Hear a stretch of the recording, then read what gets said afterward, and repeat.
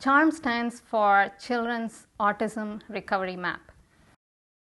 5 years ago, my son was diagnosed with autism. Prior to that, he was a bit delayed in his language, but he was still learning. Sometime just before his diagnosis, he regressed. He was hyperactive, he couldn't learn anymore, he couldn't sleep, nonstop constipation. We started treating him, and slowly some of these symptoms started dropping. He started becoming capable of learning. He became calmer.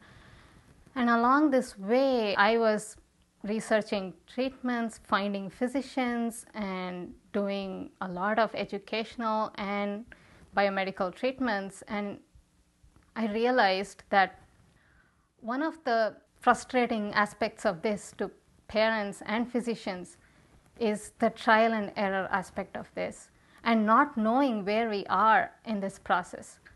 So the goal is that if we can capture all this data from all the sources about each of these kids, it should be possible to have enough data about a lot of children so we can see where we are in the process of recovery or where we are in the process of treatment, so we can know what directions to take.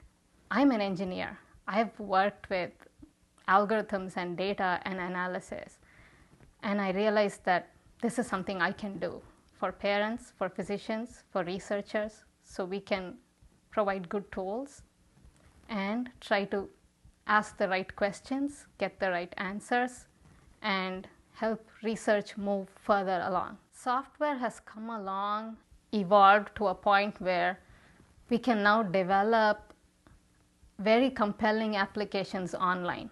More and more people are getting very comfortable with using user-friendly software.